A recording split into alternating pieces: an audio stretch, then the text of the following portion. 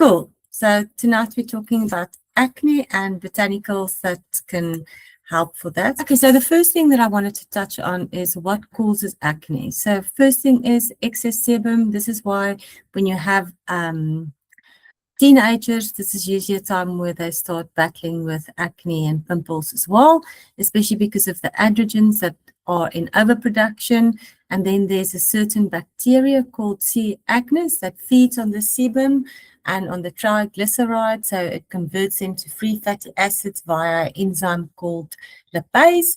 And then these follicles or get congested as well. Dead skin cells accumulate inside the pore, trapping the bacteria and the sebum, and this creates the perfect anaerobic environment for these bacteria to absolutely flourish, and they love creating biofilms as well. So as I said there as well, not all of them are bad, but certain strains proliferate. They start having like little discussions with each other. They start forming biofilms, and this is what makes it so difficult to treat it, because if you have a biofilm that is created, it's very difficult for any type of antibacterial product to reach there and to kill the bacteria. And then as you can see, the microbiome becomes dysbiotic as well. And then there's this whole inflammatory cascade as well. So you've got redness, swelling, and potential scarring as well from post-inflammatory hyperpigmentation. So what is biofilm? So this is something that I touched on, or that I looked in quite details as well when I was doing my PhD. I didn't really look at it that much beforehand, but that's what really happens when you have bacterial overgrowth, is that one of the lecturers said to me that she thinks this is where plants have got the upper hand, is because a lot of the plants that we do have activity against the biofilm. So what is a biofilm? As you can see there, it's a structured community of bacteria that's enclosed in a self-produced protective matrix. And then these biofilms are 100 to 1,000 times more resistant to antibiotics than the free-floating bacteria. That's why you often have that if people start using, or teenagers start using over-the-counter products for blemishes and for acne, it works in the beginning, and then certainly at a certain stage there's a time that it just doesn't work anymore, and it's because it's this overgrowth. The microbiome is not balanced anymore, and there's biofilm formation as well. As you can see, the C. acnes and biofilms can persist even after antibiotic treatment, causing recurrence. And biofilms shield bacteria from the immune system and from conventional topical treatments. But what do we have? We've got a South African plant. The trade name of this patent ingredient is Actify, and it actually works against the biofilm as well. So just to summarize again, there you can see how it proliferates and how you have the biofilm, and then treating or really doing something about the acne becomes very difficult. So what does Actify do? It's got 6 different mechanisms of action. So firstly, it's very strong antibacterial, which is important because the C. acnes is a bacteria. Anti-biofilm, this is very important. As you can see there, it's got a huge effect against the biofilm as well. 83% inhibition of mature biofilms. COX-2 inhibition, so this means it's got anti-inflammatory effects, so it reduces the redness and swelling. That's why it's so good to use this ingredient when you've got active lesions as well. MMP9 inhibition, so this prevents scarring, because if you do have acne, there's this whole cascade with the inflammation. People usually have scarring, and there's 2 types of scarring. One is where they have like these loss of structure, where you can see it's like they've got pits and things, or sometimes there's extra keloid and some scarring that actually causes excess structures there because of it. Then tyrosinase inhibition, so this is actually fantastic. So it doesn't just stop bacteria, it doesn't just stop the biofilm as well, it also stops that pigmentation, because once you've had the pimple and the pimple has cleared, then a lot of times people have pigmentation afterwards. It's like they've got this brownish area. So what does this Acnify do?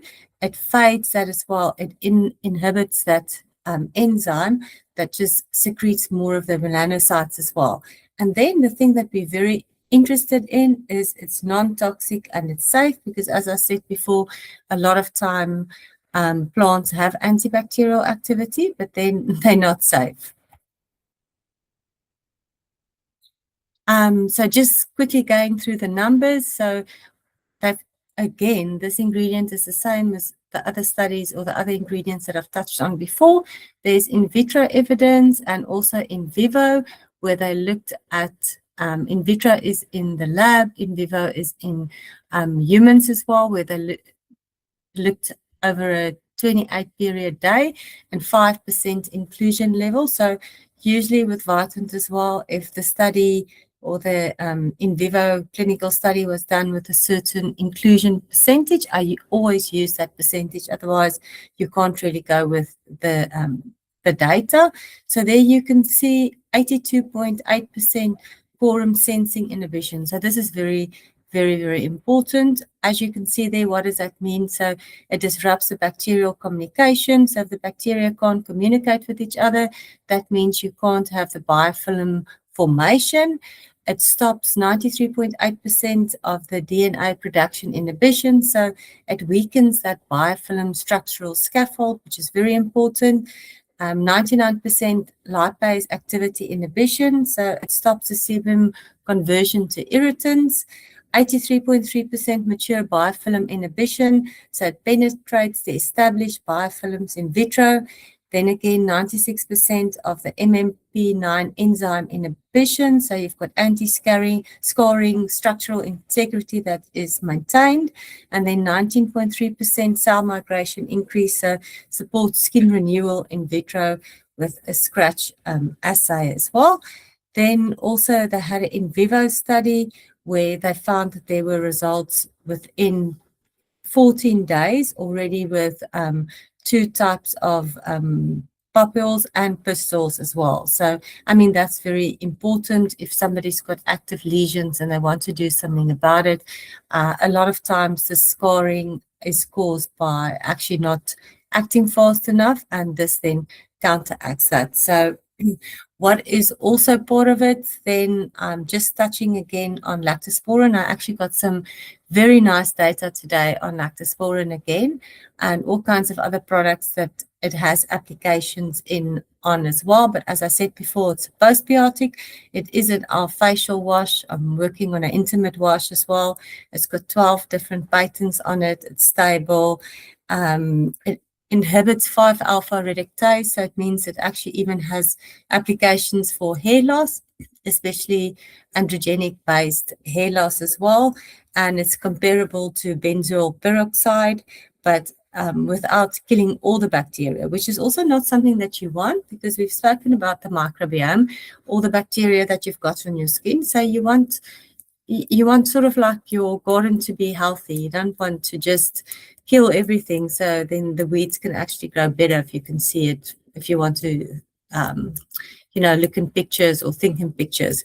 So yeah, this is just the clinical results from lactosporin, which is in all the creams, the vitamin creams, as well as the facial wash, where you can see within 21 days, there was a reduction also in the papilla and the pistil. Both of them are the same. The one is just a white bump. The other one has got an active infection in.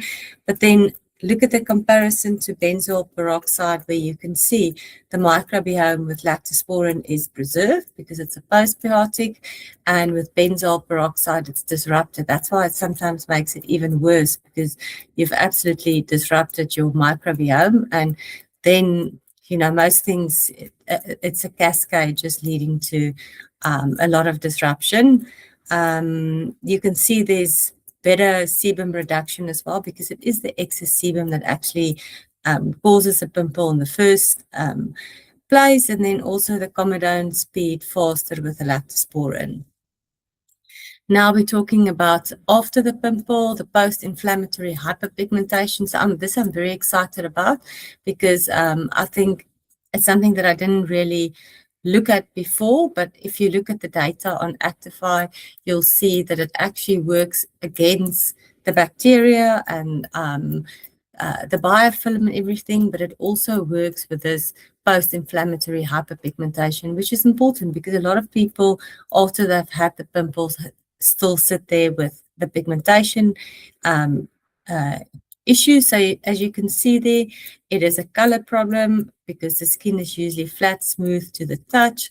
Scars are a texture problem, but that you can't really fix with products. Once you get to a point where you have scars, as you can see, they're sunken or hypertrophic, you would actually need quite different types of treatments to try and just address that. And the post-inflammatory hyperpigmentation is the excess melanin that's deposited post-inflammation. It's temporary. And then what will help for this type of pigmentation? Vitamin C, alpha hydroxy acids, niacinamide, they're all faded. And then obviously the Actify as well. This is just basically in a nutshell why it happens, but yeah, as we said now, it is because of this inflammation, and then the melanocytes are activated and the excess melanin are deposited where the blemish was. Key ingredients that you should use to fade it is niacinamide. So niacinamide is something that's so important, vitamin B3. It actually has a broad range of effects, but in any type of product that you pick up off the shelf, and if it's aimed at pigmentation, it will always have niacinamide as one of the ingredients in there.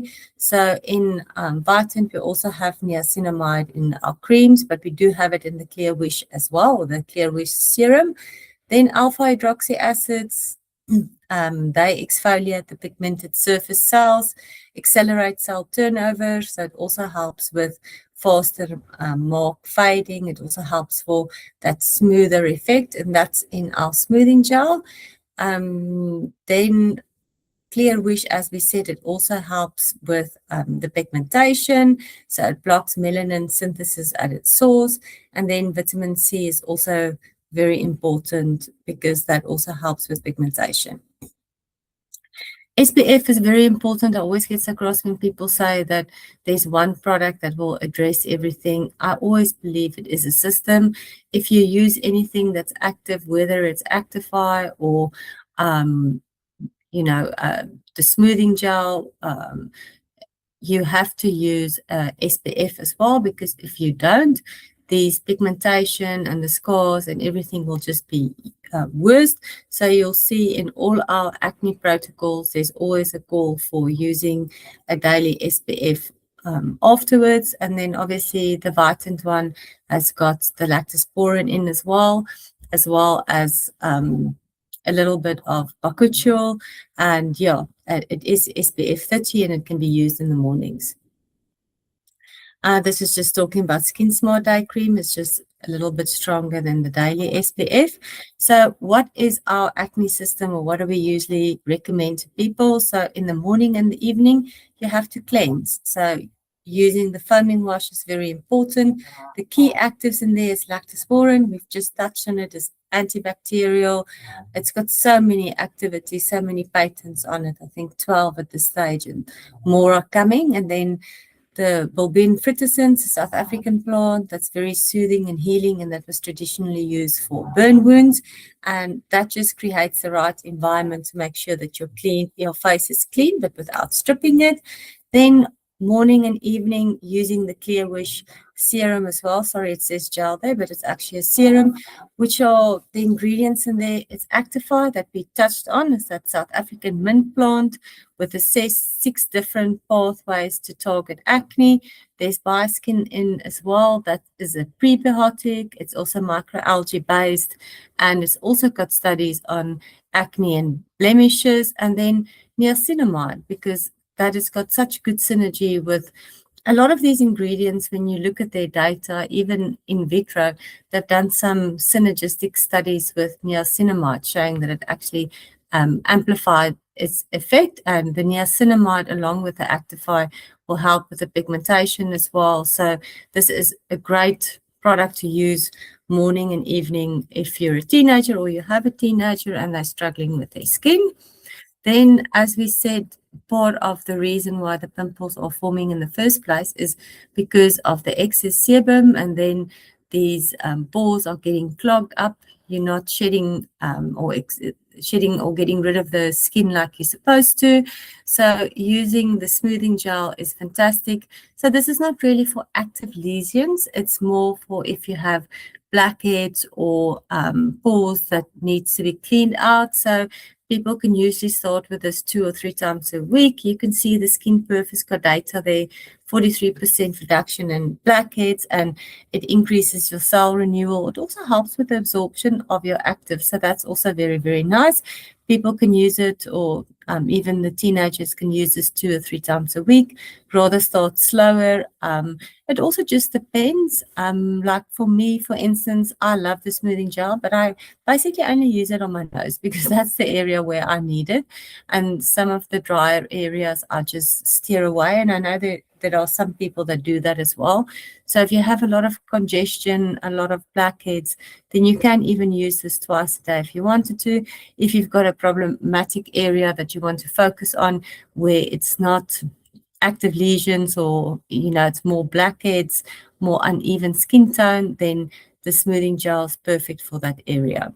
And then, as I said, very important, the daily sunscreen that has to happen every day. Even the Actify, it comes with a warning saying that you have to protect your skin against the sun as well. And it will help for that post-inflammatory hyperpigmentation as well, so that those marks aren't that dark. So yeah, this is just the dream team. As I said, always remember that the clear wish goes on the inflamed active lesions. And as you say, you can see there it's antibacterial, anti-biofilm. The anti-biofilm is actually the wow effect. So when we were looking at pelargonium as well in the lab, my professor said to me that she thinks the strength of pelargonium lies in the fact that it's so strong against biofilms. And it tested also, again, the higher the polyphenol, the higher the effect against the biofilm, because that's also what happens sometimes if somebody's got like a secondary bacterial infection, very difficult to treat. They go through course and course and course of antibiotics, but they don't get better. It's because of the biofilms. And this is where plants come in, because they are actually, or a lot of plants are very strong against the biofilm. They also disrupt that quorum sensing. It means the bacteria can't speak to each other. They can't form the biofilms, and you can actually eradicate them instead of just being able to work on the few that are not part of the biofilm. Smoothing gel, as I said, 2 to 3 times a week. This is more for blackheads, texture, congested pores, not on active or inflamed acne areas. Also not really for people with very, very dry skin. I would actually rather use it on the areas where you are a little bit more oily or have more blackheads, because retinol, or the retinoid that we have in our creams, also enhances cellular turnover. So then it's not that necessary, but it is very nice if you are prone to having blackheads or congestion. So why do the botanicals win?